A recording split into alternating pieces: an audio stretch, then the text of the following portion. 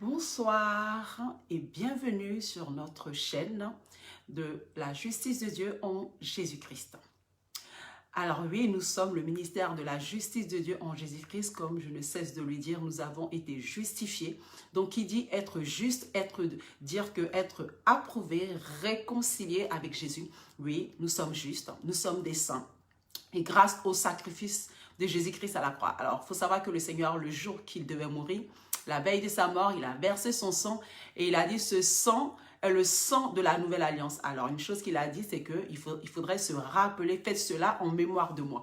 Donc, à chaque fois, on se rappelle que Jésus-Christ a versé son sang et que désormais, nous sommes dans la nouvelle alliance. Nous ne sommes plus dans l'alliance d'Israël, mais dans la nouvelle alliance. Et cette alliance, elle est parfaite, elle est éternelle. Donc oui, effectivement, qui condamnera les élus de Dieu? Personne, car c'est Dieu qui justifie. Donc Dieu nous a justifiés, nous sommes enfants de Dieu, non pas par la chair, mais par la volonté de Dieu. Et oui, nous sommes des justes. Et bienvenue sur cette chaîne, tu es aussi juste en Jésus-Christ. Gloire à Dieu, c'est une révélation qui a changé ma vie, qui a bouleversé toutes choses. Et aujourd'hui, en Christ, j'ai une assurance extraordinaire, je ne crains rien. Et voilà, je ne suis pas en train de vouloir faire des choses encore pour montrer à Dieu que je lui plais. Non, j'ai compris que Christ a déjà tout accompli pour ma vie. Il a payé le prix maximum. Et voilà, donc gloire à Dieu. Oui, c'est la justice de Dieu en Jésus-Christ. Alors aujourd'hui, le Saint-Esprit m'a mis à cœur de parler du pardon, de parler de l'humilité au sein du couple.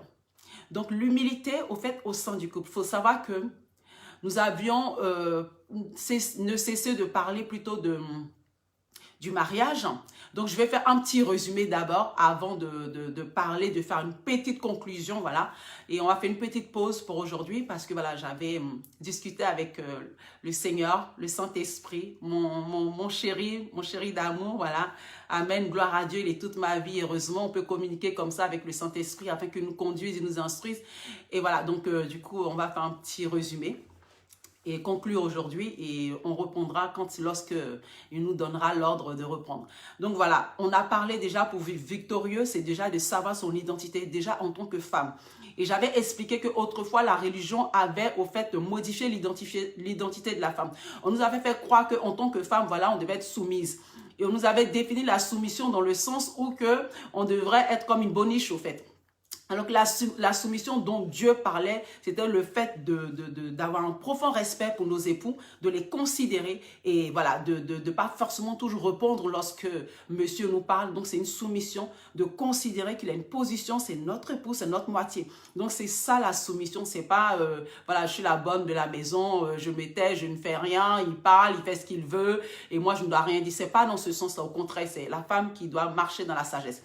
J'ai aussi parlé déjà, donc c'est très important en tant que femme de savoir qui tu es. Une fois que tu sais qui tu es, tu seras soulagée, tu seras apaisée dans ta maison.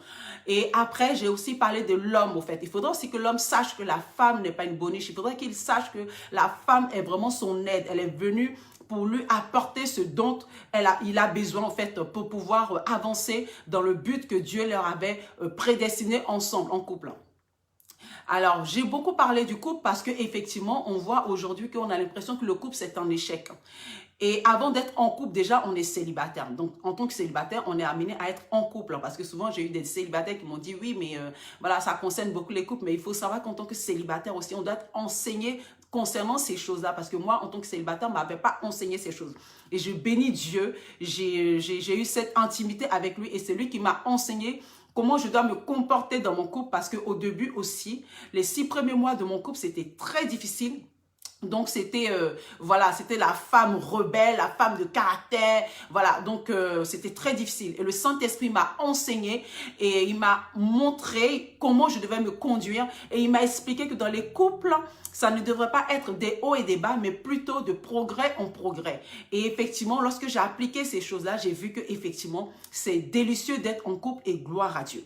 Donc voilà, donc en tant qu'épouse aussi, aujourd'hui, il faudrait que tu saches que lorsque Dieu te dispose un homme, parce que pourquoi je dis ça, j'ai eu beaucoup de femmes qui m'ont contacté suite aux prédications pour m'expliquer vraiment ce qu'elles ressentaient dans la maison, ce qu'elles ressentaient, comment elles étaient, les frustrations qu'elles vivaient. Et oui, je peux comprendre ces choses-là. Mais lorsque Dieu nous met en couple, il faut savoir que Dieu nous donne une responsabilité. Et je vais parler d'humilité. Vous savez, la femme a la capacité de supporter.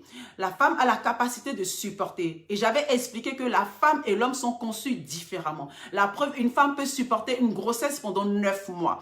Et pendant 9 mois de grossesse, vous allez voir que souvent, ce n'est pas évident, ce n'est pas facile. Mais la femme supporte. Pourquoi? Parce qu'elle sait que derrière cette patience-là, elle va engendrer la vie. Donc, elle supporte, elle a cette capacité en elle. Dieu n'a pas donné à l'homme de faire un enfant parce que Dieu savait que peut-être que l'homme n'allait même pas au bout d'1 mois, voilà, il allait péter les câbles, j'en sais rien. Mais Dieu est sage et il sait toutes choses. Donc oui, la femme a la capacité de supporter. Il est dit que l'humilité précède la gloire. Et dans le couple, il faudrait que nous cultivons un esprit d'humilité, c'est-à-dire, lorsqu'on est en couple, ou même peu importe où tu es, même si tu n'es pas encore en couple, il faut savoir que lorsque ce verset dit que l'humilité précède la gloire, c'est vrai. Parce qu'on a vu notre modèle Jésus-Christ. La Bible nous dit que le Seigneur Jésus-Christ s'est humilié jusqu'à la mort à la croix. Et je peux voir que lorsque Jésus-Christ ne disait rien, par exemple à la croix, qu'il devait subir tout ce châtiment, il était en train de souffrir comme ça, le diable et les démons devaient être heureux. Ils étaient en train de faire une grande fête, de se dire, waouh, c'est fou. Voilà, aujourd'hui, voilà, on a gagné, nous sommes victorieux. Pourquoi? Parce que Jésus-Christ ne disait rien. Il est dit que il avait la bouche fermée, comme un agneau qu'on allait tondre. Donc, en tant qu'agneau qu'on allait tondre, Jésus n'avait rien dit, n'a pas ouvert la bouche. Il s'est humilié. Et lorsqu'il s'est humilié, à la fin, il a eu la gloire. Oui, l'humilité précède la gloire. Donc, à la fin, c'était l'amour qu'il avait manifesté et il a reçu le nom qui était au-dessus de tous les noms. Donc oui, l'humilité précède la gloire. C'est-à-dire, souvent, on n'a pas besoin de se justifier dans tous les aspects de sa vie. Pourquoi? Parce que déjà, on a une longueur d'avance en tant qu'enfant de Dieu. Comme j'ai expliqué, nous sommes des élus. Nous sommes précieux aux yeux du Père. Donc Dieu nous a confié d'être en mission. Donc, il faut savoir que lorsque nous sommes dans une mission en couple, les gens nous regardent, les gens d'extérieur nous regardent. Et ne leur donnons pas, au fait, cet avantage de plus tard se moquer de nous. Parce que j'explique toujours aux femmes dans les couples que oui, lorsque vous étiez en train de vous marier, il faut savoir qu'il y a eu beaucoup d'invités, il y a eu beaucoup de témoins. Donc, tous ces invités qui étaient là, c'était comme des témoins. Ne leur donnez pas l'occasion plus tard de se moquer de vous. Parce que c'est en cela qu'on dit, vous avez donné la victoire à l'ennemi. Les gens, c'est vrai, lorsqu'on souffre dans le couple, on pense qu'on est seul souvent. Oui, je le dis aux dames, souvent on pense qu'on est seul. Et on a malheureusement qui vont aller jusqu'à divorcer. On ne devrait pas aller jusqu'à divorcer parce que le Seigneur nous a dit que lorsque le seul motif de divorce, c'était lorsqu'il y avait l'adultère. Et on voit qu'aujourd'hui, malheureusement, beaucoup de couples ont des hauts et des bas. Alors qu'il n'y a pas forcément l'adultère. Souvent, ce sont des incompréhensions qu'on vit au sein du couple. Il faudrait qu'on apprenne la patience dans le couple. Vous savez, je vais vous donner par exemple une image au travail. Souvent, lorsque nous sommes au travail, on peut avoir un collègue, par exemple, qui nous embête. On peut avoir un collègue, par exemple, où on a des difficultés à rester avec cette personne. Mais pourtant, on est patient et on supporte cette personne. Pourquoi? Parce qu'il y a un objectif. Parce que derrière, il y a un travail et il y a un salaire. Vous voyez? Alors que le salaire n'est pas plus important que la vie de couple que tu mènes avec ton époux. Ce n'est pas plus important. Pourtant, dans ce domaine, tu arrives à supporter ton collègue. Tu arrives même parfois à supporter ton patron. C'est-à-dire, parfois, quand tu vois ton patron, tu as envie de lui donner des gros coups de poing. Oui, il y a des fois comme ça, tellement que le gars, il te fatigue. Mais tu supportes. Tu ne sais pas quoi faire, tu supportes. Et souvent même, tu pries, tu intercèdes pour ce patron-là. Tu dis, Seigneur, j'en peux plus. Il me fatigue. Il n'est jamais content. Il râle tout le temps. Et oui, tu passes 8 heures de travail avec ce patron-là. Tu le supportes. Tu le supportes dans l'amour. Oui, l'amour est patient. L'amour intercède. Et là même, je pense que dans le domaine du patron, souvent même, c'est pas forcément l'amour. Souvent, c'est pas l'amour. Souvent, il y a une autre motivation, c'est le salaire, comme je dis. C'est le salaire. Mais on supporte. Le salaire qui est du matériel, qui est une vanité, on arrive à supporter. À plus forte raison, nos charmants époux, à plus forte raison, celui même qui nous a honorés devant une multitude de femmes.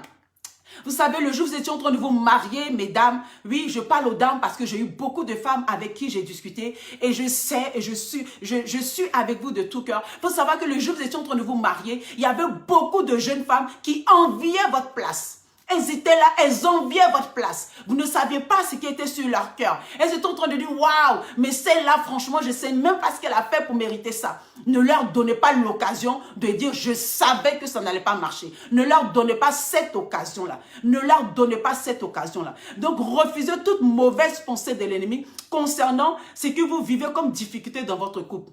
Et ramenez tous ces fardeaux au pied de Jésus-Christ. Il dit, déchargez sur vous, sur moi mes fardeaux. Déchargez tous vos fardeaux sur moi. Déchargez-le au pied de Jésus-Christ. Et ne gardez pas les choses dans votre cœur. Ne les gardez pas dans votre cœur. Cultivez un esprit de pardon. Et tôt ou tard, l'humilité dont vous avez eu précédera la gloire. Vous savez, dans le couple, le but, c'est pas devenu de dire, moi j'ai raison, toi tu as tort. Souvent, les gens parlent de dialogue. Et vous savez, moi, lorsque j'étais dans le couple, au début, j'ai essayé le dialogue. Et ça ne marchait pas.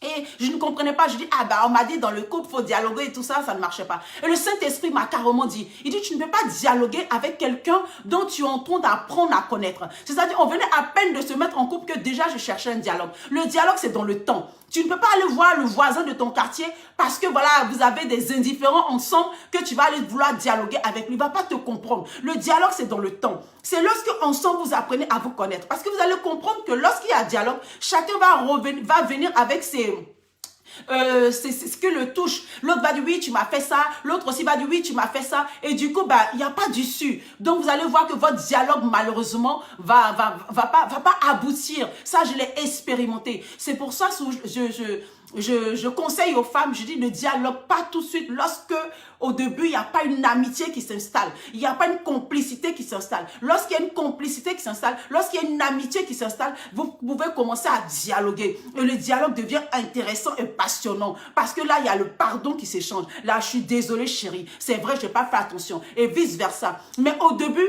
lorsque déjà le couple, chacun sur le qui-vive, chacun même est déjà dans son, voilà, il n'y a même pas en fait de relation amicale, c'est-à-dire le couple même est brisé dans le cœur et vous vivez seulement comme ça avec le corps en apparence ensemble, il faut attendre, il faut commencer à recoller les morceaux, déjà commencer à bâtir à nouveau avec humilité, avec la prière et demander au Seigneur de vous donner la sagesse. La sagesse, c'est le discernement. Le discernement pour pouvoir avoir l'intelligence. L'intelligence pour pouvoir résoudre le problème. Donc oui, effectivement, le Saint-Esprit en nous donne cette capacité d'avoir ces choses-là.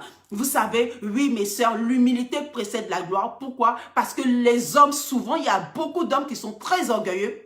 Et ça, vous pouvez le savoir. Et j'ai pu échanger avec beaucoup de femmes. Et souvent, lorsque ces femmes se confient à moi, c'est souvent un problème d'orgueil incroyable. Donc oui, effectivement, c'est pour cela qu'il faut avoir l'humilité pour pouvoir, derrière cet orgueil, pour pouvoir avoir la gloire. Parce que demain, moi, j'ai vu par exemple un couple, par exemple un pasteur même, qui rendait un témoignage et qui disait que merci Seigneur pour cette femme que tu m'as donnée. Et que ce pasteur disait que cette femme, tout ce qu'elle avait subi. C'est-à-dire, vous savez, à un moment, votre mari va rendre témoignage de vous.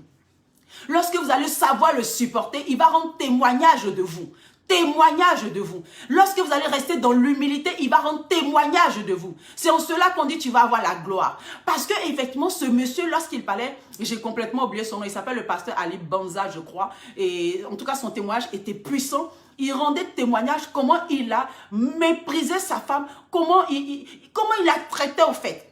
Il a dit pendant des années, il dit franchement j'ai eu une femme de foi. Il dit franchement j'ai eu une femme patiente. J'ai eu vraiment une femme selon le cœur de Dieu. Il racontait cela. Il disait voilà ce que je faisais à ma femme. Voilà comment je me comportais avec elle. Voilà comment je lui manquais de respect. Mais cette femme n'a pas baissé les bras dans la prière. Elle ne cessait pas de prier pour moi. Elle ne cessait pas d'intercéder pour moi. Et aujourd'hui, je bénis Dieu. Je suis heureux dans ma vie avec cette femme qui me comble. Et oui. C'est en cela que cette femme, j'imagine, on ne l'a pas montré, elle n'était pas là lorsque le pasteur rendait témoignage. J'imagine cette femme qui devait dire waouh, et dis donc waouh, oui, parce qu'elle avait subi effectivement l'humiliation, elle avait subi vraiment le mépris de son époux. Mais cette femme n'a pas abandonné dans la prière. Cette femme n'a pas relâché. Et vous savez, lorsque tu abandonnes, lorsque tu veux aller dans le règlement, c'est-à-dire le règlement de œil pour œil, dent pour dent, c'est-à-dire tu me parles comme ça, je te réponds comme ça. Oui, effectivement, malheureusement, vous allez tout casser. Tout casser. Et lorsque vous allez tout détruire, ça va être un échec. Un échec. Un gros échec parce que effectivement sait de quoi je parle. Il y a beaucoup de femmes aussi qui nous suivent, qui ont connu déjà des échecs et elles savent que ces échecs, c'est juste parce que, effectivement, dans ce domaine-là, elles manquaient de sagesse. Elles manquaient de sagesse et elles ont poussé leur mari à partir de la maison. Donc, c'est un petit résumé de ce que j'ai voulu conclure par rapport à tout ce qu'on avait vu. Au fait, le Saint-Esprit n'a cessé de beaucoup me parler des couples. N'a cessé de me parler des couples parce que, vous savez, les couples dans l'extérieur, au fait, les couples paraissent tellement magnifiques, tellement beaux. Quand tu les vois, ils sont heureux, ils sont main dans la main. Mais au fait, dans le cœur, ils sont malheureux, ils sont tristes. Dans le cœur, ils n'ont aucune complicité. Dans le cœur, il n'y a plus d'amour. Et le père, au fait, ne veut pas que cela soit ainsi pour ses enfants. Il veut que ses enfants soient un modèle. Donc, petit à petit, je pense que ça fait au moins un mois, on a cessé de parler du couple. Donc, si tu es en couple, je te demande de suivre les vidéos sur le couple, sur la femme, sur l'homme, sur mari, aimer vos femmes, sur comment la femme sage doit bâtir sa maison. Tu dois suivre cela afin d'écouter attentivement la voix du Seigneur. Que lorsque tu suis les enseignements, il faut que tu demandes au Saint-Esprit de te donner le renouvellement de l'intelligence et que toute forme de tradition et de religion puisse disparaître de ton être. Oui, tu dois écouter les enseignements parce que oui, si le Seigneur m'a mis à cœur, c'est qu'effectivement, il y a beaucoup de personnes qui sont dans ce cas-là. Et c'est parce qu'il a déjà un plan positif pour vous. C'est parce que vous avez déjà la victoire. Parce que si Dieu t'enseigne sur certaines choses, c'est parce que derrière, il veut glorifier son nom au travers de ton histoire. Ça a mal commencé, mais ça va bien terminer. Parce que le Seigneur nous dit, c'est la fin de toute chose qui vaut mieux que son commencement. La fin de toute chose qui vaut mieux que son commencement. Oui, donc je pense que effectivement, à la fin, tu pourras rendre témoignage de dire, voilà comment mon couple est en ébullition et gloire à Dieu. Le Saint-Esprit m'a fait la grâce de pouvoir marcher dans l'humilité, de pouvoir marcher dans le pardon, de pouvoir marcher dans l'intercession pour ma maison afin qu'aujourd'hui, je sois cette grande femme derrière ce grand homme. Amen. Ben voilà, donc c'était une exhortation et comment dirais-je, un petit résumé de tout ce qu'on avait vu. Et puis la semaine prochaine, ben, on verra ce que le Saint-Esprit me mettra à cœur pour vous partager. Donc, sachez vraiment que Dieu est avec vous. Il ne vous abandonne pas. Il entend tout. Il est dans votre cœur. C'est votre ami. Il est en vous et il écoute tout ce dont vous avez besoin. Ne pas abandonner. Ne cessez point de rependre votre cœur devant notre Jésus d'amour. On l'aime Jésus, voilà, on l'aime trop Jésus. Merci Seigneur parce que effectivement tu es un modèle et tu nous as montré le chemin de l'amour, le chemin du pardon. Tu ne t'es pas justifié devant les sacrificateurs, tu ne t'es pas justifié lorsque tu étais à la croix. Lorsque les gens t'ont dit de descendre de la croix pour voir si vraiment tu étais le Fils de Dieu, tu ne l'as pas fait parce que tu n'avais rien à prouver aux gens, parce que tu savais qui tu étais. Donc voilà, comme mon cher et tendre époux le dit, vous connaîtrez la vérité qui est Jésus-Christ. Et la vérité, la seule vérité, une vérité, Jésus-Christ, vous affranchira. Donc voilà, je vous invite à partager la vidéo et puis à vous abonner si vous n'êtes pas abonné. Et puis n'hésitez pas à nous envoyer les questions sur YouTube, l'email et puis aussi sur Messenger. Je vous embrasse très très fort et sachez que voilà, on se prend dans les mains. Love you.